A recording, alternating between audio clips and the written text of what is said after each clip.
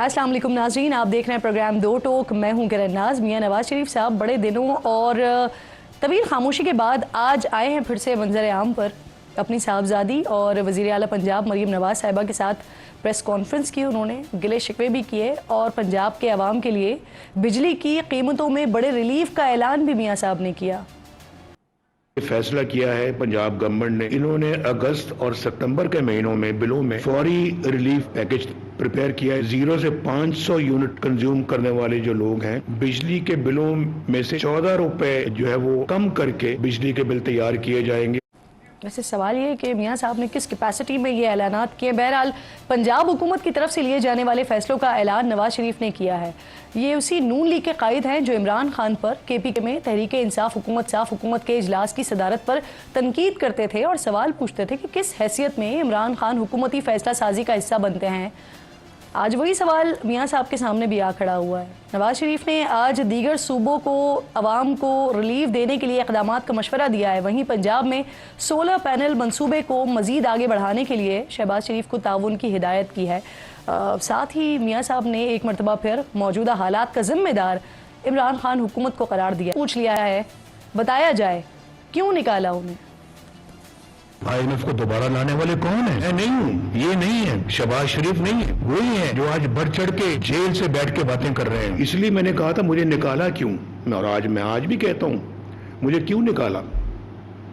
ये दिन देखने के लिए जो आज हम सब देख रहे हैं। नाज़रीन, मियाँ साहब ने जो कुछ कहा इस बात में कुछ वजन तो है। जब 2022 में PDM इत्तेहाद ने उस वक्त इमरान खान हुकूमत को तहरीक अदम एतमाद के साथ घर भेजा, तो उसके बाद शहबाज शरीफ साहब ने भी यही बताया था कि मुल्क शदीद माली मसाइल का शिकार है। अवाम को बताया जाता था कि बात इस हद तक बिगड़ मुल्क दिवालिये की नहज पर पहुंच चुका है। पिछली हुकूमत के दौर में बदतरीन करप्शन हुई है। ताखीरी जो हरबे थे, इन तमाम हवालों से जो मईशत दिवालिया होने जा रही। फिर 16 माह की मखलूत हुकूमत की मुद्दत मुकम्मल होने के करीब 12 छोटे मियाँ साहब ने बताया कि मुल्क से दिवालिया होने का जो खतरा है वो टल चुका है और उनकी हुकूमत ने मुल्क को एक सही समत पर गामजन कर दिया है। IMF के चैलेंज ने मेरी नींदें हराम कर दी थी। इमरान खान न्याजी के दौर में जो डिफॉल्ट के खतरे मंडला रहे थे वो आपके दौर में अल्लाह ताला ने खत्म कर दिए। वतन दुश्मन साजिशों के बावजूद हमने हिम्मत नहीं हारी और खुदा के फजल से IMF का प्रोग्राम बहाल किया, जिसके बाद अब पाकिस्तान के डिफॉल्ट का खतरा और उनकी नापाक ख्वाहिश दोनों मट्टी में मिल चुकी। उस मालिक ने फजल किया और रहम किया कि उसने हमें डिफॉल्ट से बचाया। अब इंशाअल्लाह मैं आपको अल्लाह ताला के फजल करम से यकीन से कह सकता हूं कि अब पाकिस्तान अपनी सिमत में आ चुका है। लेकिन नाज़रीन, फिर सबने देखा कि तकरीबन 6 महीने की निगरान हुकूमत और फिर दोबारा शहबाज शरीफ साहब मुल्क कौम के वज़ीर आज़म बने। लेकिन जो पाकिस्तान के मसाइल थे ना, वो फिर जों के तू ही रहे। फिर भी बड़े मियाँ साहब का जो महंगाई और मुश्किलात का ज़िम्मेदार वो पिछली हुकूमत को करार देना, सवाल ये है कि क्या फिर ये दुरुस्त होगा? क्या इत्तेहादी हुकूमत अपनी नाकामी को तस्लीम करेगी कि पिछले 16 महीने और यही कहकर वो इत्तेहाद बनाकर हुकूमत में आए थे कि मुल्क के ऊपर जो है वो माशी इस्तेहकाम लेकर आना है, माशी तौर पर हम बदहाली की तरफ जा रहे हैं। एक और शिकवा जो शहबाज शरीफ साहब ने वज़ारत उज़्मा संभालते ही किया था वो भी याद दिला देती हूँ आपको। ऐसी जो सपोर्ट इस लाडले को मिली थी, अगर हमारी किसी हुकूमत को इसका 30% भी मिला होता तो पाकिस्तान अल्लाह ताला के फजल करम से, मैं बड़ा नहीं बोल रहा, इंतहाई आजिज़ से अर्ज कर रहा हूं कि पाकिस्तान इस तरह रॉकेट की तरह ऊपर जा रहा होता। बिल्कुल कि 75 साल में इस मुक़्तदर इदारे ने पाकिस्तान की किसी हुकूमत, किसी वज़ीर आज़म को इस तरह सपोर्ट नहीं किया जिस तरह इमरान खान न्याजी को किया था। इसकी जितनी सपोर्ट इस लाडले को मिली, अगर 20% या 30% आपको या किसी और को या हमें मिली होती तो हम इस मुल्क को इस तरह, जिस तरह जहाज उड़ता है इस तरह ले चलते अल्लाह ताला के फजल करम से। तो फिर नाज़रीन, इस बार तो शहबाज हुकूमत ये भी नहीं कह सकती कि सपोर्ट नहीं मिली है इनको, वरना वो मुल्क को तरक्की की राह पर गामजन कर देते, क्योंकि वज़ीर आज़म खुद बारहा इस बात का इतराफ़ कर चुके हैं कि उन्हें मुल्क की खातिर हर तरह की सपोर्ट फराहम की जा रही है। सुनिए ज़रा। पाकिस्तानी फ़ौज के सिपह सलार जनाब सैयद उनका बहुत आसिम मुनीर का बहुत शुक्रगुजार हूँ कि वो पूरी इस मामले में हमारी मावनत कर रहे हैं। मैं army chief general Asim Munir साहब और उनकी टीम का दिल की गहराइयों से शुक्रिया अदा करना चाहता हूँ कि उन्होंने जिस तरह हमारी 16 माह की हुकूमत के दौरान भरपूर तावन किया और सपोर्ट की, इसी तरीके से इंटर्म गवर्नमेंट के ज़माने में भी आपने जो कौमी मुफाद में जो तावन का मुजाहरा किया है, ये एक मिसाली है। मैं सिपा सलार का पाकिस्तान का आसिम मुनीर साहब का शुक्रगुजार हूँ जिन्होंने मेरी पूरी मावनत की। सऊदी अरेबिया से यूएई से $3 अरब। क्या शहबाज शरीफ साहब या नवाज शरीफ साहब बता सकते हैं कि मुल्क रॉकेट की तरह ऊपर तरक्की करता हुआ नजर क्यों नहीं आ रहा है? अब बात करने के लिए प्रोग्राम में मेरे इंतहाई मोअज़्ज़ज़ मेहमानों में बिलाल कियानी साहब मुझे ज्वाइन कर रहे हैं, पाकिस्तान मुस्लिम लीग नून के रहनुमा है, बहुत शुक्रिया। अस्सलाम वालेकुम। ज़ैन कुरैशी साहब पाकिस्तान तहरीक इंसाफ के रहनुमा है, बहुत शुक्रिया आप दोनों का, आप स्टूडियो तशरीफ़ लाए। बिलाल साहब ज़रा आपसे बात का आगाज़ कर लेते हैं। एक तो ये जो मैंने सारा दिखाया इस पर ज़रूर कमेंट कीजिएगा। फिर आज हमने मियाँ साहब को देखा कि उन्होंने आकर बाकायदा तौर पर ऐलान किए, सीएम साहिबा के साथ वो मौजूद थे। एक तो किस कैपेसिटी में, क्योंकि आप लोग इस पर तनकीद करते रहे हैं पहले भी, जब इमरान खान साहब KPK की हुकूमत हुआ करती थी और वो आकर ऐलानात किया करते थे तो आप लोगों की तरफ से तनकीद होती थी कि उनके पास कहाँ मैंडेट है, वो किस कैपेसिटी में आकर ये सारी बात करें। एक और इसमें बुनियादी सवाल ये भी है कि इससे पहले भी हम देखते रहे हैं कि मियाँ साहब पंजाब असम्बली के या पंजाब के इजलासों में वो शिरकत करते रहे हैं, रोटी की कीमतों के हवाले से मालूमात इकट्ठी करते रहे हैं, लेकिन विफाक को उन्होंने छोड़ा हुआ है, ऐसा क्यों? बिस्मिल्लाहिर्रहमानिर्रहीम। करण साहब बहुत शुक्रिया जी अपने शो में दावत देने का। आपने जो अपने इब्तदाइये में 2-4 बातें की, मैं सबको मुख्तसर एड्रेस करूँगा जी इंशाल्लाह। देखिए, सबसे पहली बात यह है कि नवाज शरीफ साहब पाकिस्तान मुस्लिम लीग नून के कायद भी हैं और प्रेसिडेंट भी हैं, और आज वज़ीर आज़म शहबाज शरीफ को भी नामजद नवाज शरीफ ने ही किया था, वज़ीर आला पंजाब को भी मरियम नवाज साहबा को भी नामजद नवाज शरीफ साहब ने किया था, और ये इख्तियार उनको जमात ने दिया था। और ये नवाज शरीफ साहब की जिम्मेदारी है बल्कि कि जो उनकी 2 हुकूमतें पंजाब और वफाक में हैं वो उनकी परफॉर्मेंस का भी जायजा लें, और जहाँ पे अवाम के रिलीफ के मेजर्स की बात हो उसके अंदर वो खास तौर पे दिलचस्पी भी लेते हैं। वो अपनी हुकूमतों को ये हदायत भी देते हैं कि आप इसके ऊपर काम करें। हुकूमतों की डे टू डे डीलिंग में वो हरगिज़ नहीं मुदाखलत करते। ये भी उनकी फिर जिम्मेदारी है कि सूबाई हुकूमतों के ऐलानात भी वही करें। नहीं, देखिए मेरी गुजारिश बिल्कुल, देखिए जहाँ तक अवाम के रिलीफ का मामला है, जब वो अपने वज़ीर आला और अपने वज़ीर आज़म को हदायत देते हैं कि आप अवाम के रिलीफ के लिए मेजर्स निकालें, और जब उसमें सॉल्यूशंस लाते हैं। लेकिन फिर इमरान खान के ऊपर ये देखिए एक फर्क है, उन पर जायज नहीं था। अगर वो BRT मंसूबों को ऐलान कर रहे हैं या KPK हुकूमत की किसी भी कारकर्दगी की बात कर रहे हैं, उनके लिए जायज नहीं था। उनका ये होता था कि वो जाके CM की चेयर में बैठ जाते थे, उनके इस तरह के मसाइल थे। वो खैर उस बात को देखिए, मैं आपसे ये कहूंगा कि नवाज शरीफ साहब बिल्कुल प्रेसिडेंट ऑफ द पार्टी हैं, उनका ये बिल्कुल इख्तियार भी है कि वो, और बल्कि काम भी बाकायदा है कि वो अपनी हुकूमतों से उनकी कारकर्दगी। चेयरमैन थे पार्टी के जी, यहाँ पर प्रेसिडेंट है, वहाँ चेयरमैन थे पार्टी के। मैं आपसे ये कह रहा हूँ कि इमरान खान साहब, आप एज पार्टी हेड अपने नामजद हुकूमतों से आप उनकी परफॉर्मेंस और स्पेसिफिक मेजर्स पे ब्रीफिंग ले सकते हैं और उनको बिल्कुल गाइड कर सकते हैं। बिल्कुल ये प्रेसिडेंट को का काम है। शहबाज शरीफ साहब के लीडर भी नवाज शरीफ हैं, मरियम नवाज साहिबा के भी लीडर नवाज शरीफ हैं। क्या डे टू डे मुदाखलत होती है, हुकूमत चलाई जाती है? हरगिज नहीं। वो डे टू डे CM साहिबा और उनकी हुकूमत और उनकी काबीना पंजाब हुकूमत चलाती है। शहबाज शरीफ साहब अपनी डे टू डे के बेसिस के ऊपर अपनी हुकूमत चलाते हैं, मगर येस स्पेसिफिक इशूज़ पे, खास तौर पर जो आवाम के से रिलीफ से रिलेटेड मेजर्स हैं, वहाँ पर नवाज शरीफ साहब बिल्कुल अपनी हुकूमतों से कारकर्दगी भी चेक करते हैं और उनसे सवालात भी करते हैं और सॉल्यूशंस की भी हिदायत देते हैं, और बिल्कुल यही लीडर का काम होता है। देखिए दूसरी बात जो आपने की कि बिल्कुल आपने स्काई रॉकेटिंग इकॉनमी की बात की, तो बिल्कुल 2018 में आप बैरूनी रिपोर्ट्स देख लें, आप अंदरूनी देख लीजिए, महंगाई की शरह भी कम तरीन थी 3.9%, और खाने की अशिया की शरह 2.3%। खाने की अशिया की कीमतें कम थी, ग्रोथ रेट ज्यादा था, लोड शेडिंग का खात्मा था। तो उसके बाद रॉकेट की तरह मुल्क ऊपर क्यों नहीं जा रहा है? क्योंकि उसके बाद जो हुआ, जब आप पनामा में से कामा निकालेंगे और उसके बाद ये एक तजर्बा करेंगे, तो उसके बाद यही सत्यानाश होगा जो हमने देखा मुल्क का होते हुए। और ये तो शुक्र है कि हमने आके फिर वो जब मुल्क को डिफॉल्ट की तरफ धकेला गया खान साहब की तरफ से, और उसके बाद फिर हमने उसको भी संभाला। अब आज 2022 में महंगाई 11% थी, अभी क्या है? आपके नहीं जी 2022 में महंगाई की जो सतह थी, अभी मैं आपको ये बता देता हूँ कि अभी फरवरी में जब हमने हुकूमत संभाली तो 23% महंगाई की शरह थी, और आज 11% है, जो पिछले 2.25 सालों की कम तरीन शरह है। फरवरी में जब हमने हुकूमत संभाली थी तो आज उसकी डॉलर की कीमत क्या थी और अभी क्या है? मैं आपने या तो आप इब्तदाइये की बातें बार बार दोहरा लें या मुझे मुकम्मल करने दें। मैं आपकी इब्तदाइये की बातें एड्रेस कर रहा हूँ, मगर मुझे लगता है शायद आप नहीं सुनना चाह रही, आपका ख्याल था कि जवाब शायद नहीं आएंगे। नहीं, मैं सुन रही हूँ, लेकिन मैं जवाब आपसे रुका नहीं जा रहा, मैं इसलिए कह रहा हूँ। देखिए दूसरी बात यह है कि मैं कितना तमुल से इंतजार कर नहीं आपसे कमेंट मैं भी करूंगा आपकी बारी इंशाल्लाह पूरा। देखिए दूसरी बात यह है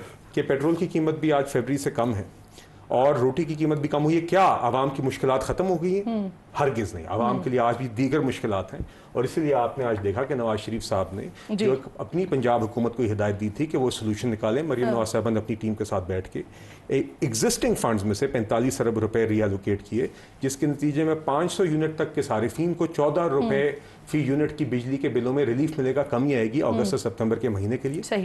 इंशाल्लाह वफाक की हुकूमत भी इस तरह के मेजर्स पे काम कर रही है।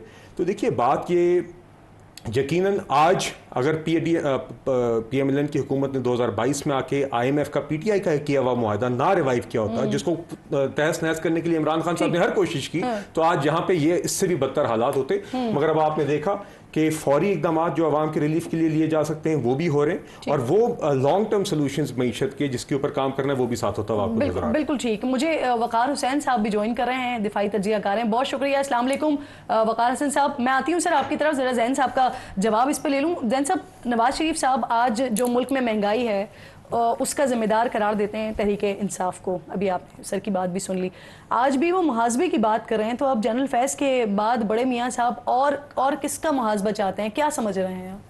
बिस्मिल्लाहिर्रहमानिर्रहीम। सबसे पहले तो किरण थैंक यू, आपने अपने शो में दावत दी। मैं मियाँ नवाज शरीफ साहब की गुफ्तगू भी सुन रहा था और मियाँ नवाज शरीफ साहब को एक हैंगओवर है, वो माजी में ही रहते हैं और शायद उनके साथ जो कुछ इस हुकूमत ने की है शायद वो माजी में ही रहना चाहते हैं, वो यहाँ आना नहीं चाहते। मियाँ साहब का कहना ये था कि जी मेरे दौरे हुकूमत में 105 रुपए का डॉलर था, उन्होंने यहाँ से अपनी इब्तदा की बात की। तो उनके दौरे हुकूमत से पहले 60 रुपए का भी, 40 रुपए का भी, 20 रुपए का भी डॉलर रहा हुआ है। Fact of the matter is जब आप पाकिस्तान का फॉरेक्स रिजर्व सारा खर्च करके आर्टिफिशियली पेग करेंगे, जिसको डायनामिक्स कहा जाता है, और तख्ता फेरेंगे मुल्क की मईशत का, तो फिर आप ये क्लेम नहीं कर सकते। आप कह रहे हैं कि जी हमारी सारी जो महंगाई है वो तहरीक इंसाफ की वजह से आई है, लेकिन तहरीक इंसाफ जब हुकूमत छोड़ के गई है तो 6% की आपको ग्रोथ देखी गई है, 13% की लार्ज स्केल मैन्युफैक्चरिंग इंडस्ट्री बढ़ रही थी, मुल्क के अंदर रोजगार भी बढ़ रहा था, मुल्क के अंदर इंडस्ट्री भी नहीं लग रही थी, मुल्क के अंदर जो है मौके भी पैदा हो रहे थे। 6% के हवाले से वही इल्जाम आपके ऊपर लगाते हैं जो आप लोग इसहाक डार साहब के ऊपर लगाते हैं कि डॉलर को जो है फ्रीज किया हुआ था। हमने कौन सा डॉलर को फ्रीज किया? नहीं, वो किस चीज से? आपने हमें कोई रिजर्व नहीं दिया जिससे फ्रीज इल्जाम लगाते हैं ना, उनके ऊपर इल्जाम लगाते हैं कि 6% जो है वो दिखाई गई थी नहीं। मैं अर्ज करूं ना, उनका इल्जाम अपनी जगह पे, हम तो फैक्ट्स पे बात कर रहे हैं ना, हम किस चीज से फ्रीज करते हैं? हमारे पास डॉलर की फ्रीज करने के लिए।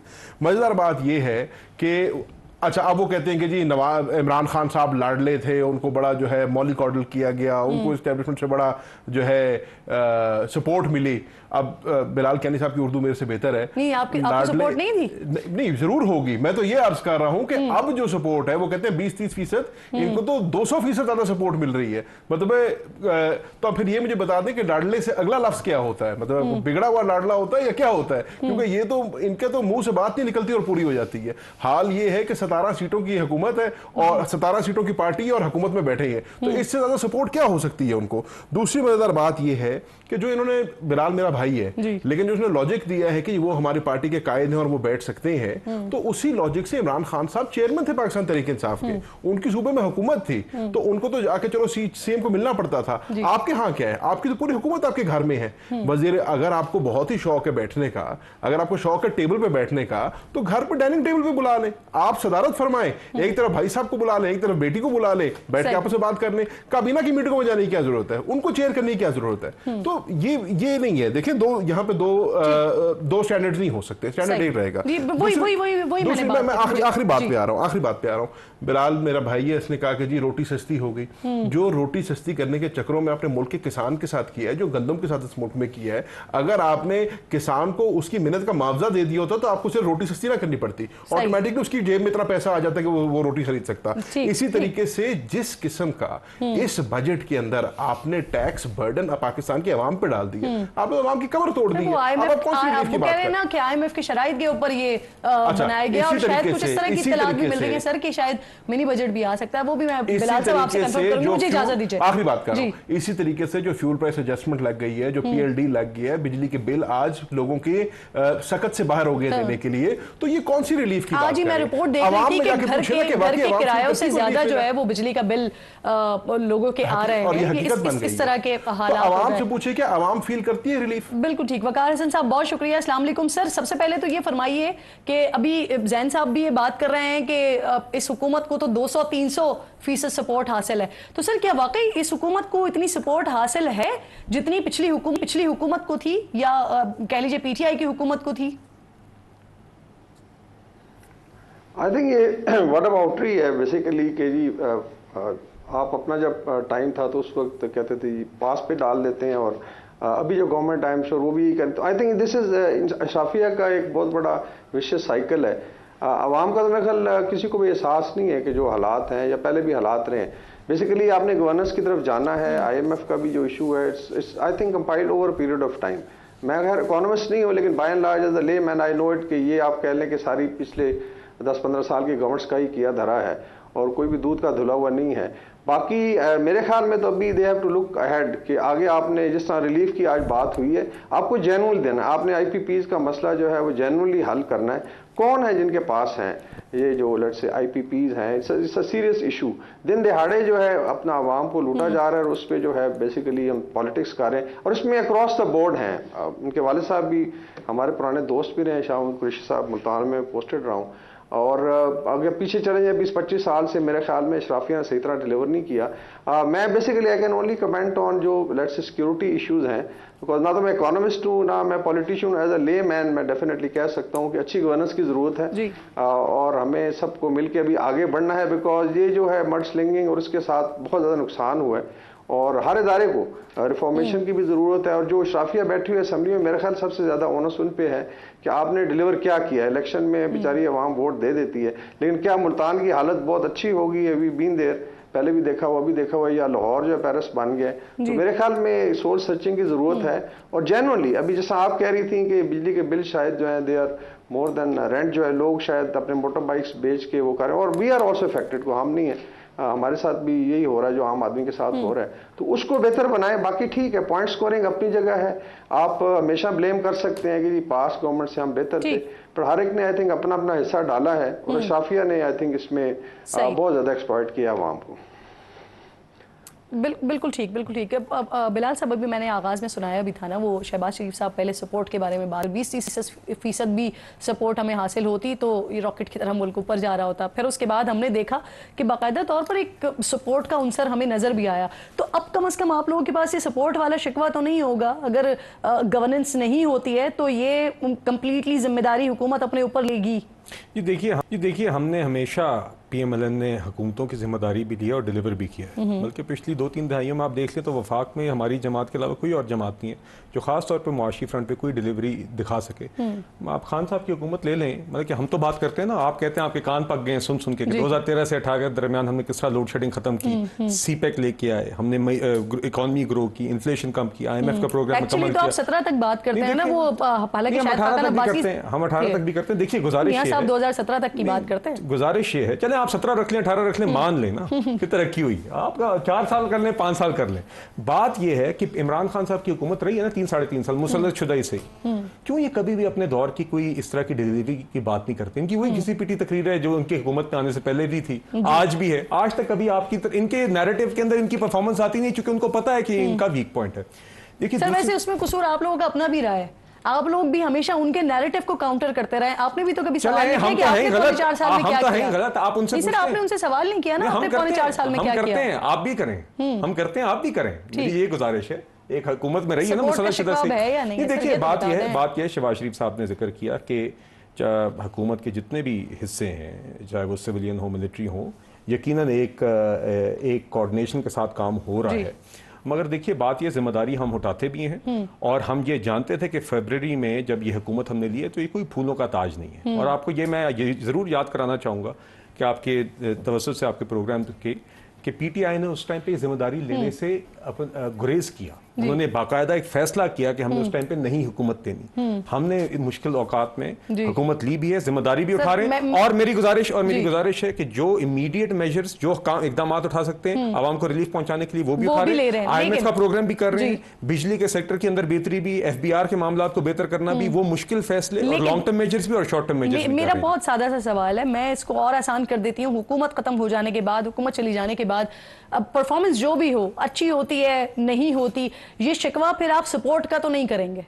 नहीं, देखिए हम तो ये तस्लीम कर रहे हैं कि आप मुझे कोई एक हुकूमत बता दें, आप कोई एक हुकूमत देखिए, आप कोई एक हुकूमत बता दें जिसके अंदर हमने अपनी बिल्कुल डिलीवरी की जिम्मेदारी ना उठाई हुई हो। हमने तो 2013-18 में भी, जब इनको बैसाखियों के साथ इनके लिए धरने कराए जा रहे थे। सर 2017 की जिम्मेदारी नहीं उठाते ना? नहीं, देखिए गुजारिश है, मैं हम 13 से 18 तक की, बिल्कुल मैंने आपके सामने बार 13 से 17 नहीं 18 तक भी सारी चीजें, मगर एक दफा भी कहा हो सर, मुझे वो लंदन तक के वो मामलात याद है। बिल्कुल मैं हारी हूं। मेरी गुजारिश है, अगर आप तीनों से 1 साल भी फिक्सेटेड हैं तो यस, यकीनन बहुत रुकावटें डाली गई उस 1 साल के अंदर मुश्किलात लाने के लिए, मगर उसके अंदर भी हमने जो काम मुकम्मल कर सकते थे, उस साल में भी हम 6% ग्रोथ छोड़ के गए 2018 में। और देखिए बात यह है कि जब 2013 से 18 के दरमियान, जब ये भी PTI भी धरने कर रही थी, कराए जा रहे थे इनसे, इनके लिए मीडिया कवरेज कराया जा रहा था, प्रेसिडेंट शी जिनपिंग का विजिट कैंसिल कराया जा रहा था PTI के जरिए, उसके बावजूद हमने CPEC डिलीवर किया, मईशत डिलीवर की। आज ये जिम्मेदारी उठाते हैं, मुल्क के लिए पहले भी डिलीवर किया है, ये हुकूमत भी करेगी इंशाल्लाह। बिल्कुल ठीक। सर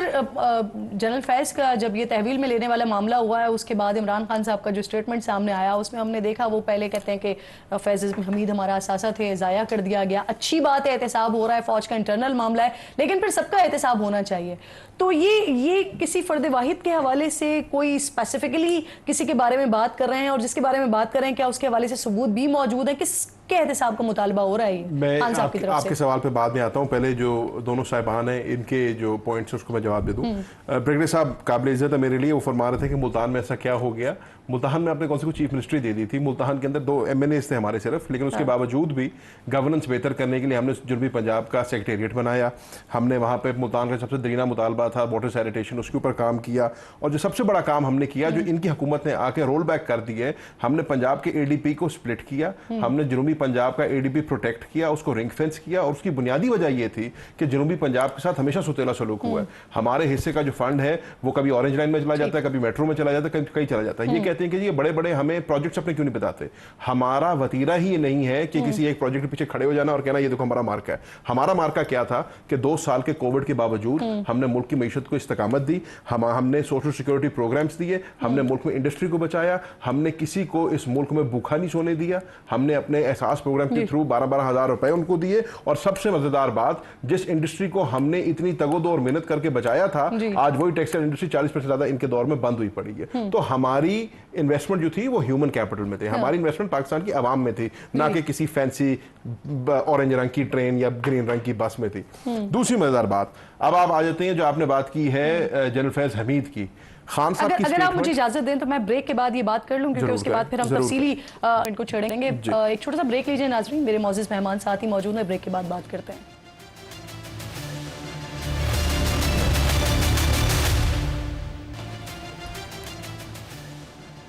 प्रोग्राम में एक बार फिर नाज़रीन आपको खुशामदीद कहूँगी। ब्रेक से पहले जनरल फैज़ के हवाले से हम गुफ्तगू को छोड़कर गए थे कि आखिर बात करेंगे तो मुल्क में सियासी अदम इस्तेहकाम पैदा करने वालों के गिर्द जो शिकंजा है वो कसा जा रहा है। साबिक DG ISI जनरल रिटायर्ड फैज़ हमीद को फौजी तहवील में लिए जाने के बाद गिरफ्तारियों की लाइन लग चुकी है। ISPR के मुताबिक अब तक जनरल फैज़ हमीद समेत 4 साबिक फौजी अफसरान को गिरफ्तार किया जा चुका है। गिरफ्तार होने वालों में एक retired lieutenant general, 2 retired brigadiers और 1 रिटायर्ड कर्नल शामिल हैं। पाक फौज की जानिब से फैज़ हमीद के खिलाफ फील्ड जनरल कोर्ट मार्शल की कार्रवाई भी शुरू कर दी गई है। ये गिरफ्तारियां सिर्फ साबिक फौजी अफसरान तक ही महदूद नहीं है, बल्कि साबिक और हाजिर पुलिस अफसरान भी कानून के शिकंजे में आ चुके हैं। आज हसास इदारों की जानिब से साबिक IG जेल खाना जात शाहिद सलीम बेग को भी गिरफ्तार किया गया है और उन्होंने कुछ देर पहले इसकी तरदीद की है एक वीडियो बयान के जरिए। डॉन की रिपोर्ट में दावा किया गया था कि साबिक IG जेल को हसास इदारों से करीबी राब्तों की बिना पर हिरासत में लिया गया है। 2022 में रिटायर्ड होने वाले शाहिद सलीम बेग 5 साल तक IG जेल खानाजात पंजाब रह चुके हैं। इस अहम गिरफ्तारी से पहले अडियाला जेल के साबिक सुपरिटेंडेंट जफर और जेल असिस्टेंट नाजिम को भी हिरासत में लिया जा चुका है, जबकि अडियाला जेल के हटाए गए डिप्टी सुपरिटेंडेंट मोहम्मद अकरम से हासिल मालूमात पर 6 मुलाजमीन से पूछगछ भी जारी है। पाकिस्तानी सियासत में जनरल फैज़ हमीद का नाम पहली बार 2017 में फैज़ाबाद धरने के वक्त सामने आया था, जिसके बाद नून लीग की क़यादत मुसलसल तनकीद कर रही थी, उन पर इल्ज़ामात लगा रही थी उन पर। मरीम नवाज़ ने तो उनके खिलाफ इस्लामाबाद हाई कोर्ट का दरवाज़ा तक खटखटाया था, जबकि तकरीबन 1.5 उनके कोर्ट मार्शल का मुतालबा भी मरीम साहिबा की जानिब से किया गया था। जनरल फैज के जो इदारा है वो उसकी बदनामी का बायस बने हैं, उनको सॉर्ट आउट करने की जिम्मेदारी भी इदारे की है और ये उनको करना चाहिए। जनरल फैज धमकाता था, डराता था जजेस को, उनकी वीडियोस दिखाता था और अपनी मनपसंद फैसले लेता था। जनरल फैज, ये सब कुछ आपके हाथों से हुआ है, जवाब भी आपको देना होगा। जज बोल रहा है वो शौकत अजीज सदीकी के मेरे पास जनरल फैज आया। जनरल फैज हमीद चकवाल से बैठकर आज भी सारे ताने बाने पीछे से बैठ के जोड़ रहा है। जो ISPR की प्रेस रिलीज को अगर देखते हैं तो इसमें कहा गया है कि जनरल फैज को टॉप सिटी केस और रिटायरमेंट के बाद आर्मी एक्ट की खिलाफ वर्जी पर फौजी तहवील में लिया गया है, लेकिन वजीर दिफा ख्वाजा आसिफ के मुताबिक फैज हमीद 9 मई की साजिश में मुलव्वस थे। जिन तंसीबात को उस दिन निशाना बनाया गया उन सब का तयन फैज हमीद ने किया था। लोग आवाजें देते थे, GHQ सारे चलो जी, कोर कमांडर के घर चलो जी, मियाँ वाली चलो जी, फलानी जगह चलो जी। कैलकुलेटेड इंटेलिजेंट गैस है, ये सारे टारगेट वो उन्होंने दिए हुए थे। वजीर तलात अता तारड़ के मुताबिक गिरफ्तारियों का सिलसिला यहीं नहीं रुकेगा, बल्कि ये मजीद आगे जाएगा। जनरल फैज की गिरफ्तारी पहले अमल में लाई गई, उनसे तहकीकात के बाद आज 3 मजीद अफसरों की जो है वो गिरफ्तारी अमल में लाई गई है। लगता यह है कि मजीद गिरफ्तारियां भी अमल में लाई जाएंगी और इसका दायरा कार सिर्फ फौज के दायरे तक नहीं रहेगा, इसमें जो मुलव्विस है तमाम लोग इस शिकंजे में आएंगे। जनरल फैज के खिलाफ एक्शन के बाद कयास आराइयाँ बहुत ज्यादा गर्दिश कर रही थी कि मुमकिन तौर पर साबिक army chief general Qamar Javed Bajwa के खिलाफ भी कोई कार्रवाई की जा सकती है, लेकिन सीनियर सहाफ़ी अंसार अब्बासी उनकी खबर के मुताबिक इन इम्कानात को उन्होंने मुस्तरद किया है और लिखा है कि उनकी जानिब से इस हवाले से ISPR से रब्ता किया गया तो ज़राए ने इन कयास आराइयों को बेबुनियाद करार दिया है और बताया कि व्हाट्सएप ग्रुप के जरिए इंटेलिजेंस रिपोर्ट के उन्वान से फैलाई गई पोस्ट जाली है। जनरल बाजवा मुल्क से बाहर हैं और आइंदा चंद रोज़ में वतन वापस आ जाएंगे। सोशल मीडिया पर इस जाली पोस्ट को साबिक फौजी ऑफिसर ने शेयर किया है जो बैरून मुल्क मुकीम है और फौज मुखालिफ मुहिम चलाने के लिए पहचाने जाते हैं। इस रिटायर्ड फौजी ऑफिसर को फील्ड जनरल कोर्ट मार्शल के तहत बगावत पर उकसाने के जुर्म में 14 साल कैद की सज़ा भी सुनाई जा चुकी है। जैन साहब से सवाल छोड़कर गई थी, एक तो ये कि वो जो बात इमरान खान साहब ने की है कि सबका एहतसाब होना चाहिए, तो वो स्पेसिफिकली किसी के एहतसाब का मुतालबा कर रहे हैं, किसकी बात कर रहे हैं वो? देखिए, सबसे पहले तो जो आपने खान साहब के साथ जो पहली स्टेटमेंट मंसूख की ना, उसकी क्लैरिफिकेशन की ज़रूरत है। जब उन्होंने कहा कि जनरल फैज़ एक असासा है तो उन्होंने अपना असासा नहीं, उन्होंने मुल्क का असासा कहा और इस तनाजुर में कहा कि जो वॉर ऑन टेरर है और जो law and order situation KPK में बनी हुई है वो उनके दौर में बहुत ज़्यादा कम हुई थी और आज जो है आप देख रहे हैं कि बदअमनी का जो हाल है मुल्क के अंदर वो आपके सामने है। तो उन्होंने कहा कि वो उनको हमने ज़ाया किया है, अगर उनको उनका काम करने दिया जाता और जैसे वो तालिबान से नेगोशिएट कर रहे थे तो क्या पता उसमें उसको ब्रेक थ्रू हो जाती। जहां तक बात है अक्रॉस द बोर्ड एहतसाब होने की, तो मेरे समझने में, और ये मैंने पहले भी बात की है, इसमें तो कोई दो राय नहीं है कि एक बड़ा अनप्रेसिडेंटेड काम हुआ है। आपने खुद बताया कि एक लेफ्टिनेंट जनरल, 2 ब्रिगेडियर्स, एक कर्नल और दीगर 7 लोगों की जो अपनी तहलील में लिया गया है। फौज है, आप और हम हमेशा कहते हैं कि पाकिस्तान फौज एक इंस्टीट्यूशन है, उसका अपना कोड ऑफ कॉन्डक्ट है, उसका अपना तरीका कार है, तो ये तो उनका इंटरनल मैटर है, वो यकीनन इसके अंदर अपना काम करेंगे जो भी है और उनको जो उसमें मुलव्वस है उसके कैफियत किरदार तक पहुंचाएंगे। लेकिन मेरे समझने में पाकिस्तान फौज के पास अब एक गोल्डन अपॉर्चुनिटी आ गई है कि वो इस चीज को सिर्फ फैज हमीद तक महदूद ना करें। अगर फैज हमीद तक का कोई कसूर है उसको बेशक उसके ऊपर ट्राई करें, लेकिन जो फौज का एक रोल रहा है पाकिस्तान की सियासत के अंदर, जो हम समझते हैं कि इंटरफेरेंस रही है सियासत के अंदर, हम सियासतदानों की तरफ से 9 मई के हवाले से भी इल्जामात लग रहे हैं ना, तो 9 मई के हवाले से जो एहतजाज था, कोई मशवरा, कोई सलाह उनकी तरफ से इन्वॉल्वमेंट रही है? मेरा इसके ऊपर और 9 मई के ऊपर दोनों पर स्टांस बड़ा क्लियर है। एक मौकिफ है जो 9 मई का बनाया गया है, ठीक। कुछ हकायक है। अब आप कह रहे हैं कि आपके पास एविडेंस भी मौजूद है, वीडियो फुटेज भी मौजूद है, सीसीटीवी की फुटेज भी मौजूद है, जियो फेंसिंग भी है, सारी टेक्नोलॉजी है, लेकिन आज 1 साल से जायद हो गया है उस एविडेंस को आप इन कोर्ट लाए। जब तक आप किसी चीज को कोर्ट ऑफ लॉ में नहीं लाएंगे, जब तक आप उसको प्रूफ, अब आपने ख्वाजा आसिफ साहब की स्टेटमेंट सुना दी, ख्वाजा आसिफ साहब ने बड़ी डेंजरस एक्यूजेशंस लगा दी, लेकिन जब तक ये एक्यूजेशन वो मैं एग्जैक्टली बिलाल साहब से पूछूंगी कि वो कहां से खबर दे रहे हैं, वो उनकी अपनी राय है या उनके पास कोई इत्तलात है इस हवाले से? हाल ये हो गया है कि हमें तो छोड़े, उन्होंने अपनों को नहीं छोड़ा। लेकिन आप बताएं ना, 9 मई के हवाले से किसी किस्म की कोई सलाह, कोई मशवरा, जनरल फैज की कोई इन्वॉल्वमेंट?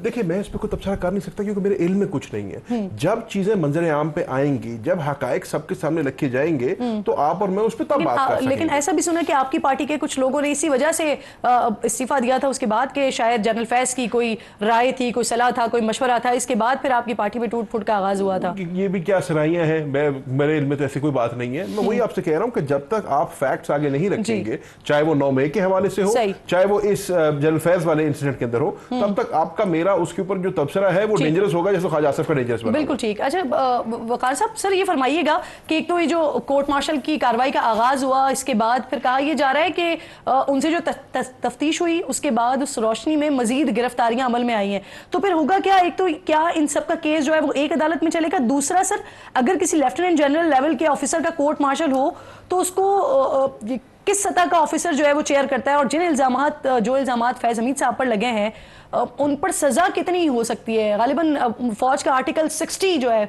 वो लागू होता है इस पर। जी, इसमें डेफिनेटली जो फील्ड जनरल कोर्ट मार्शल कोई नई चीज़ नहीं है, इससे पहले बड़े सीनियर ऑफिसर्स का हुआ है। उसका मकसद ये होता है, एक तो ये विद इन मिलिट्री कोर्ट होता है, स्पीडियर होता है, इट्स अनलाइक कि जैसे 9 मई के केसेस लटका के फिर आप बड़े बड़े वकील करके स्टे ले लेते हैं और उसको डिले करते हैं, तो उस तरह नहीं होगा। दूसरा ये कि the has the right of appeal later on, army chief को भी कर सकते हैं, हाई कोर्ट, सुप्रीम कोर्ट तक जा सकते हैं। लेकिन जो आई थिंक FGCM का जो डिसीजन है, बिकॉज इसमें आर्मी चीफ फाइनल डिसीजन देते हैं इस लेवल का जो होता है, तो इसका मतलब है कि इनक्रीमेंट एविडेंस है, और आई थिंक ISPR के स्टेटमेंट में ऑलरेडी ये चीज़ रिफ्लेक्टेड है, और कोर्ट ऑफ इंक्वायरी में उनको दिखाया भी गया होगा कि ये एविडेंस है। अच्छे ऑफिसर्स हैं, आई थिंक एक कंडक्ट होता है ऑफिसर का, अगर वो फील करते हैं तो हो सकता है वो एक्नॉलेज भी कर चुके हैं। मेरी इसमें आई थिंक इनसाइड को इन्फॉर्मेशन नहीं है, लेकिन ये ज़रूर है कि खुदा ना खास्ता जिस तरह बातचीत हो रही है, और इसमें अगर 9 मई से या कॉन्स्पिरेसी अगेंस्ट द स्टेट या इंस्टीट्यूशन या आर्मी की चेन ऑफ कमांड को डिसरप्ट करने की कोशिश की गई थी, अगर ये चीज़ प्रूव होती तो इसकी आई थिंक मैक्सिमम पनिशमेंट तो है capital punishment, but could be couple of years also. अच्छा सर, ख्वाजा आसिफ साहब तो इस बात का इशारा दे रहे हैं ना, जैसे उन्होंने बात की, जी जैसे उन्होंने बात की कि ताने बाने कहीं और से जुड़ते हैं, कहीं और से मिलते हैं, तो अगर ये बात अप्रूव हो जाती है, अगर इसके शवाहिद मिल जाते हैं, तो फिर क्या कोई सियासी गिरफ्तारियां भी अमल में आ सकती हैं और उनका मामला भी फिर मिलिट्री कोर्ट्स में चल सकता है?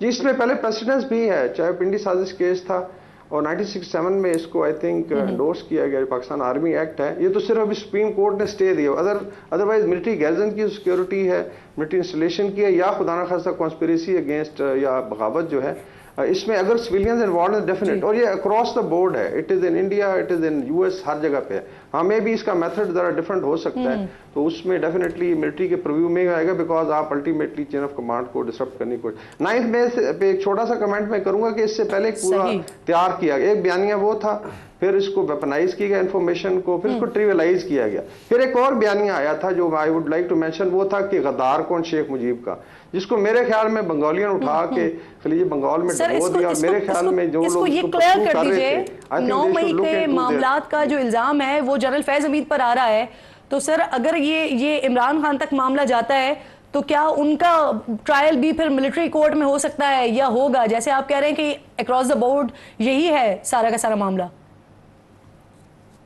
जी, अगर कनेक्शन निकलता है तो डेफिनेटली होगा, बाकी चूंकि अभी इस पे सुप्रीम कोर्ट का एक स्टे है, उसमें मैं उस पर इस तरह कमेंट नहीं कर सकता, लेकिन जो रूल्स रेगुलेशन है उसमें कोई भी कनेक्शन हो, 2 बंदे भी अगर आई थिंक कॉन्स्पायर करें तो म्यूटनी में आता है, फौज में ये असूल है, मोर देन 2+। सही, और फिर वो मामला मिलिट्री कोर्ट में चला जाता है, बिल्कुल ठीक, जा सकते, ठीक सर पॉइंट टेकन सर। अब बिलाल साहब, ये जो ख्वाजा आसिफ साहब बात कर रहे हैं, जिसका इशारा भी जैन साहब ने भी दिया और मैंने सुनवाया भी, वो 9 मई के हवाले से बात कर रहे हैं, फिर मजीद गिरफ्तारियों की भी बात कर रहे हैं, तो ये आप लोगों के पास इत्तलात आपको इदारे की तरफ से दी गई हैं या वो जो बात कर रहे हैं वो अपनी राय दे रहे हैं, क्या कर रहे हैं? देखिए, ख्वाजा आसिफ साहब मिनिस्टर डिफेंस है, तो आई एम श्योर वो जिम्मेदारी से ही बात कर रहे होंगे, and he obviously has more access to information than I do. तो यकीनन I am sure he must have his reasons and facts for saying what he said. देखिए, दूसरी बात यह है कि 9 में एक संगीन जुर्म है, इसको एक सियासी नोयत का इवेंट बनाने की, ट्रिवियलाइज करने की कोशिश की है। ये एक बहुत संगीन वाक़या हुआ है और ये पीटीआई ने किया है। और ये खान साहब ने हफ्ता 2 हफ्ते पहले डियाला में रिपोर्टर से बात करते हुए इस बात का तो एतराफ़ किया कि उन्होंने 9 मई की कॉल दी थी। और उसके अलावा बात करते हैं सीसीटीवी फुटेजेस की, तो पीटीआई के लोग, पब्लिकली नोन लोग, आपके टॉक शोज में बैठने वाले लोग इनके नजर आए हैं सामने वीडियोज में। या तो ये कहें कि ये वो लोग नहीं है जो सड़कों पर कॉलें भी दे रहे थे, लोगों को लीड भी कर रहे थे, दुपट्टे भी पहने हुए थे। और तीसरी बात मैं आपको ये बताऊं कि आज ये ही इनको तो पीटीआई को तो इस चीज का शुक्र अदा करना चाहिए कि इनके जो लोग जो नजर आ रहे हैं, जो खान साहब ने आज एतराफ भी कर लिया है 9 मई की कॉल देने का, कि अभी तक इनकी कन्विक्शंस नहीं हुई। आप यूके में देखिए, 31 जुलाई या 1 अगस्त को राइट्स हुए हैं, 1-2 दिन बाद प्राइम मिनिस्टर ने खड़े होकर कहा कि arrest will follow, charges will follow and convictions will follow. हफ्ते के अंदर अंदर 600 लोग गिरफ्तार हुए, 150 से जायद सेंटेंस चार्ज किए गए और 32-35 के करीब सेंटेंस भी हो गए हफ्ते के अंदर अंदर, जिसमें 2-2, 3-3 साल की सजाएं भी शामिल थी। और वो अमल अभी तक जारी है। और वो जराइम वहां पे उस संगीनी के नहीं थे, उस तरह के संगीनी थे जो यहाँ पे हुए। क्या वहां पे हुकूमत है आपकी सर, जुडिशियल रिफॉर्म्स क्यों नहीं ला सकते? मैं इसमें अर्ज करूं, मेरी गुजारिश है, देखिए बात यह है कि आपकी ये सवाल जुडिशरी से पूछने वाला है और बिल्कुल है कि वहां पे क्यों नहीं उस स्पीड के साथ ट्रायल्स हो सकती, क्यों इस तरीके से जो चीजें ब्लैक एंड व्हाइट सामने नजर आ रही हैं, यहाँ पे एक बंदा नजर आ रहा है। रिफॉर्म्स लाए ना 2013 में, तो सादा अक्सरियत थी आपके पास, उस वक्त आप लोग ला सकते थे, लेकिन जुडिशियल रिमार्क्स नहीं लेकर आए आप लोग। बात यह है कि जहाँ पे फैसले होने थे ना जी, तो आपने देखा कि किस तरह 2018 में इलेक्शन से पहले नवाज शरीफ को कन्विक्ट करना था तो नवाज शरीफ को कर दिया, हनीफ अब्बासी को रात के 12 बजे भी जब फैसला सुनाना था तो कर दिया। तो बहरहाल बात करने का मकसद ये है, लेकिन आप लोगों ने भी वादा किया जुडिशियल रिफॉर्म्स के हवाले से, तो फिर क्या जुडिशियल रिफॉर्म से भी वही रोक रहे हैं आपको? नहीं, वो बिल्कुल जो भी इस्लाहात होनी चाहिए, मगर मेरे नजदीक इन कन्विक्शंस, ये इन आप इस्लाहात से ये चीज को ना डालें। कोर्ट्स हैव आपके एग्जिस्टिंग लॉज के तहत भी ये जराइम बनते हैं और इन जराइम की सजा होनी चाहिए। इसके लिए इन जराइम की सजा देने के लिए आपको किसी रिफॉर्म्स की जरूरत नहीं। 5-5 हजार जो है वो केसेस मैं आपकी तरफ ही सवाल लेकर आ रही थी सर। अभी कुछ दिनों पहले तक हमारे प्रोग्राम में भी आपके दीगर लोग आते रहे, तो बड़ी उम्मीद थी, इनफैक्ट आप लोगों की तरफ से ये भी कहा गया कि इमरान खान साहब ने खुद ये कहा सहाफियों से बात करते हुए कि 2 महीने हैं इस हुकूमत के पास, उनके पास तो बहुत वक्त है। तो अभी जब ये गिरफ्तारी अमल में आ गई है, सिविल और अस्करी हुकाम की गिरफ्तारियां अमल में आ रही हैं, तो क्या अभी भी पीटीआई पर उम्मीद है या अब कुछ सोच बदली है, जहन बदला है? इस पे 2 मिनट बाद आते हैं। पहले जो बिलाल ने बात की वो कर लेते हैं। सबसे पहले तो बिलाल से ये पूछें कि ख्वाजा आसिफ साहब जो बयान दे रहे हैं, चलो हमारे बारे में जो दे रहे हैं वो तो अपनी जगह पे, जो वो अपनी जमात के बारे में दे रहे हैं उसके ऊपर उनका क्या तबसरा है? जो वो कह रहे हैं कि जी मलक अहमद खान साहब का राब्ता था, वो जब बाजवा साहब के पास जाते थे, वो वोट ऑफ नो कॉन्फिडेंस से पहले से राब्ता था, हमें गारंटी हो गई थी कि पहले पंजाब की हुकूमत मिलेगी, फिर हमें वफाक, लेकिन उन्होंने कहा कि हमारे पास मैंडेट ही नहीं है। नहीं, तो अब उसके जो ख्वाजा आसिफ साहब ये खुद बता रहे हैं कि इतने सीनियर लीडर हैं, उनको इन्फॉर्मेशन होती है, तो जब वो ये बातें कर रहे हैं तो हम what do we make out of that? पहली बात। दूसरी बात ये कह रहे हैं, इन्होंने बरतानिया का जो एग्जांपल आपको दिया है, बड़ा अच्छा एग्जांपल दिया है। ये कह रहे हैं कि जी गिरफ्तारियां भी हो गई, कन्विक्शंस भी हो गई, प्रोसेस भी चला। अर्ज ये है कि आपने गिरफ्तारियां तो इस मुल्क में भी की हैं, हजारों की गिरफ्तारियां की हैं, कायदीन की हैं, कारकुनान की हैं, खवातीन की हैं, बुजुर्गों की हैं, कैंसर पेशेंट्स की हैं। साल से ज्यादा हो गए वो जेलों में पड़े हैं, कन्विक्शन आप नहीं कर पा रहे। अब in a criminal matter it is the onus is on the prosecution. इनका काम है ना कि ये कोर्ट ऑफ लॉ में प्रूव करें। फर्ज करें हम इतराफ भी कर लेते हैं, हमारे मुल्क का कानून ये कहता है कि क्रिमिनल प्रोसीडिंग के अंदर आपने प्रूव करना है हमारे सबूत आप पर है जी। तीसरी बात कि आप कहते हैं इमरान खान साहब ने इतराफ कर लिया। इमरान खान साहब ने क्या इतराफ किया? इमरान खान साहब ने इतराफ किया कि हमने 9 मई को एहतजाज किया। हम तस्लीम करते हैं हमने 9 मई को एहतजाज किया। जीएचक्यू के बाहर एहतजाज की कॉल भी पीटीआई ने दी थी, इमरान खान साहब ने दी थी, वो ये इतराफ करते हैं इस बात का। हमारी इसमें कोई आपसे इनकारी नहीं है कि हमने एहतजाज नहीं किया, लेकिन हमने पुरअमन एहतजाज किया। पाकिस्तान तहरीक इंसाफ का एक इस मुल्क में हिस्ट्री है, एक माजी है। इस मुल्क की तारीख के सबसे ज्यादा जलसे, धरने, सिट-इन्स वगैरह हमने किए हैं, सब पुरअमन रहे हैं। स्वाबी में अभी जलसा हुआ है, आपने हमें आप इस्लामाबाद में जलसा करने नहीं देते, आप लोग पंजाब में तो हमें जलसा करने नहीं देते, लेकिन केपीके में हमने जलसा किया है। पूरे केपीके से लोग आए हैं, पंजाब से लोग आए हैं, लाखों का मजमा था, एक गमला नहीं टूटा। क्यों? क्योंकि हम पुरअमन एहतजाज करते हैं। हम तब भी कहते थे, हम आज भी कहते हैं, जो बंदे 9 मई में मुलविस हैं, आप उनके खिलाफ सबूत लेके उनकी कैफियत के दार तक पहुंचाएं।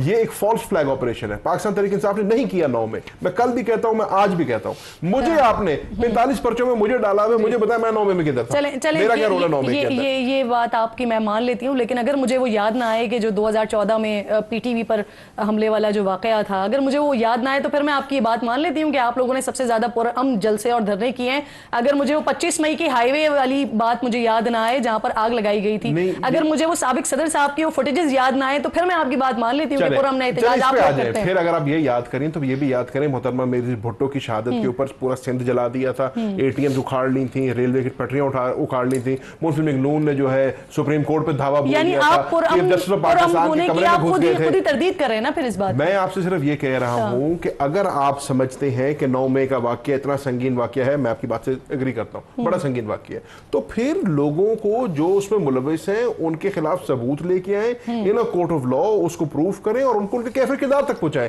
आप ये नहीं कर सकते कि आप 9 मई का बहाना बनाएं, 1 साल तक एक पूरी जमात की पूरी आला क़यादत और तकरीबन आधी तंजीम को उठा के अंदर कर दें और फिर आप प्रोसिक्यूट ना कर सके। किसने रोका आपको प्रोसिक्यूट करने से? आज वसाइल आपके पास है, इंफॉर्मेशन आपके पास है, सो आप क्लेम करते हैं सीसीटीवी फुटेज आपके पास है, एविडेंस आपके पास, आप कहते हो इररिफ्यूटेबल एविडेंस है हमारे पास, और यार बंदे आम पे लेके आओ ना, अब साल गुजर गए। सही, आपने वैसे मेरी बात का जवाब नहीं दिया कि आप लोगों का जहन तब्दील हुआ या नहीं हुआ, लेकिन उसके साथ साथ अभी जो केपीके में हो रहा है, हमाद अजहर साहब की तरफ से मैं देखती हूँ वहाँ से इस्तीफा आता है, उनका इस्तीफा नहीं माना जाता, फिर केपीके में भी टूट फूट हो रही है, वहाँ पे वजीर हैं शकील खान साहब, उन्होंने अपनी हुकूमत पर करप्शन के इल्जाम लगाए, और ये वही शख्सियत हैं कि जिन्होंने वो करप्शन के हवाले से एक बाकायदा कमेटी बनाने की बात की थी, फिर कमेटी बनाई भी गई, मुशावरत न करने और रजामंदी न लेने पर उन्होंने सदारत छोड़ी है हमाद अजहर साहब ने।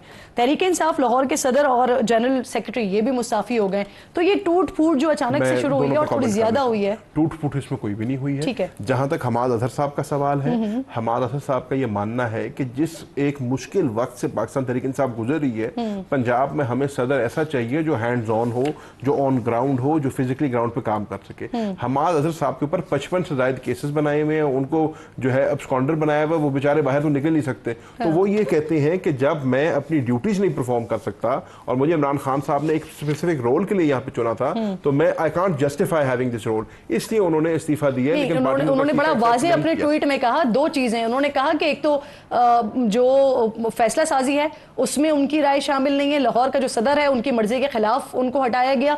तीसरी बात उन्होंने ये कही कि इमरान खान साहब तक रसाई नहीं है। हाँ, तो ये हकीकत है ना, इमरान खान साहब तक रसाई, इस वजह से उन्होंने रिजाइन किया है। इमरान खान साहब तक तो रसाई नहीं है ना, इमरान खान साहब के साथ रसाई होने के लिए तो अडियाला जेल जाना पड़ता है ना, हमाद साहब तो नहीं आ सकते। जहां तक लाहौर के सदर को हटाने की बात है, वो इख्तियार पार्टी के चेयरमैन का है और उसमें कोई दो राय नहीं है।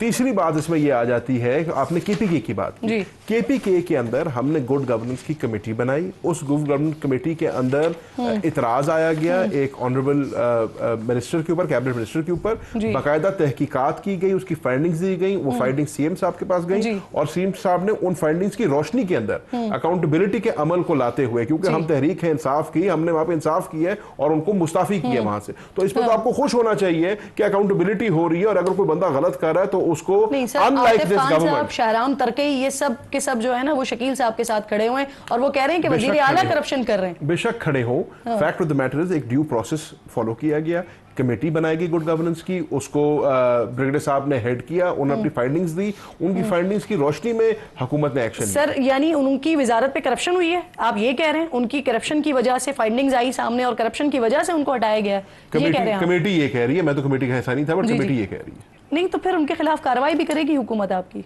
तो क्यों नहीं करेगी? कार्रवाई करने के लिए ये सारा कुछ किया गया ना, और कार्रवाई का पहला अमल यही है कि उनको सबसे पहले उनके ओहदे से हटाया गया, यही कार्रवाई होती है। और क्या कार्रवाई होती है? यानी शकील अहमद साहब फिर एहतसाब के अमल से गुजरेंगे? कोई भी एहतसाब के अमल से गुजरा जाएगा। मैं किसी एक बंदे की बात, मैं किसी फर्द वाहिद की बात नहीं कर रहा। मैं तो उन्हीं की बात कर रही हूँ ना। कोई भी अगर किसी, मैंने देखिए ना, मैंने आपसे पहले ही मैंने आपको ब्लैंकेट स्टेटमेंट दे दी, 9 मई के हवाले से भी दे दी।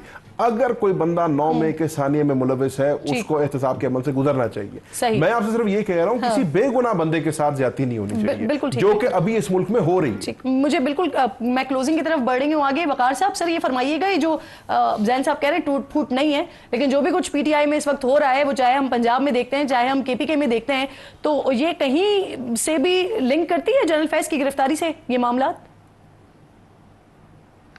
ये पॉसिबिलिटी है। मैं ऑनेस्टली कोई इतना मेरे पास उस तरह कोई एविडेंस या सबूत नहीं है, लेकिन डेफिनेटली अभी जो बातचीत मीडिया में हो रही है उसमें शायद जो कनेक्शंस थे, और मेरे ख्याल में हमें 1 हफ्ता 15 दिन और वेट करें, चीज़ें बड़ा क्लियरली सामने आएंगी। और चूंकि ये जो नेटवर्क है अभी वो टूटना शुरू हुआ है, और मोस्ट प्रॉब्ली इसकी जो इन्फॉर्मेशन है जो आई एम श्योर मिलिट्री के पास ऑलरेडी है, बिकॉज वो ट्रायल में, और ट्रायल के अंदर बेशुमार चीज़ें मजीद आएंगी ड्यूरिंग क्वेश्चन आंसर, और प्रोसिक्यूशन जब उनको लेट से पुट करेगी क्वेश्चन, तो उसमें काफ़ी सारी चीज़ें निकलेंगी। जिस तरह मैंने बताया कि generally N honourable officer would acknowledge कि उसमें गुंजाइश फिर नहीं होती, बिकॉज और उसमें मेरा ख्याल है काफ़ी सारी चीज़ें निकलेंगी, but we'll have to wait for another week और 15 डेज।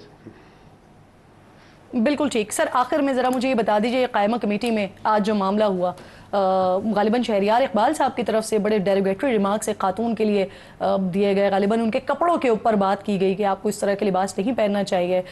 क्या कहेंगे आप इनके ऊपर? ये इतने बड़े बड़े ओहदों पर बैठे हुए लोग इस तरह की बातें करेंगे, जेब तो नहीं देता। मैं ये एक तो वेरी क्विकली आई रियलाइज बड़ा टाइम शॉर्ट है जी। एक तो जी मैं कहूँगा कि अल्लाह ताला पाकिस्तान को पीटीआई के मजीद पुरअमन एहतजाजों से बचाए। पाकिस्तान ने बहुत भुगत ली पीटीआई के पुरअमन एहतजाज, आपने खुद जिक्र किया पीटीवी बिल्डिंग का हमला, जवान पार्क के बाहर, और दूसरा ये फॉल्स फ्लैग ऑपरेशन में पीटीआई के लोगों को हमने भेजा था। मैं इस बात का भी इनकार कर देता हूँ। अच्छा, इकबाल अफरीदी साहब पे जो आपने कहा जी, नहायत अफसोसनाक वाक़या है, जितनी मजम्मत की जाए कम है। He had no business saying what he said. उनको बगैर मशरूत माफ़ी मांगनी चाहिए और उनकी पार्टी को उनको डिसिप्लिन करना चाहिए और इंश्योर करना चाहिए कि ऐसा वाक़या ना हो। मेरा ख्याल से उनको उन खातून से भी माजरत करनी चाहिए, और इस तरह के इशूज़ की जितनी मजम्मत की जाए कम है। हमें ख़वातीन के लिए वर्क प्लेसेस को, एनवायरनमेंट को सेफ बनाना होगा ताकि वो डिग्निफाइड तरीके से। जिस तरह जैन साहब की शख्सियत है या इनके वालिद साहब की शख्सियत है, तो मैं समझती हूँ कि आपको भी ये रिमार्क्स तो बिल्कुल अच्छे नहीं लगे होंगे। तो क्या आप लोगों की पार्टी की तरफ से कोई कार्रवाई वगैरह होगी फिर इनके खिलाफ? मैं बिलाल कियानी साहब की बात से एग्री करूंगा। हम तो खुद लड़ रहे हैं अपने हकूक के लिए। हम कहते हैं कि इस मुल्क में फ्रीडम ऑफ एक्सप्रेशन होनी चाहिए, हर किसी को अपनी एक राय का इजहार करने की इजाजत होनी चाहिए। कोई खातून क्या कपड़े पहनती है ये उसका जाती मामला है, मेरा नहीं ख्याल है इस पर किसी को कुछ करना चाहिए। इसके ऊपर अगर खातून का हक है, उनका इस्तेहकाक है, अगर वो उसके ऊपर कोई लीगल प्रोसीडिंग करना चाहे तो वो कर सकती हैं, बट इसको कंडेम करना चाहिए। बिल्कुल ठीक। बहुत शुक्रिया। अब तीनों मौजूद मेहमान प्रोग्राम इस वक्त खत्म हो गया। इंशाल्लाह नाज़रीन से कल मुलाकात होगी। अपना और अपने मुल्क का खास ख्याल रखिए और फ़लस्तीन को अपनी दुआ में याद रखिए। अल्लाह निगहबान।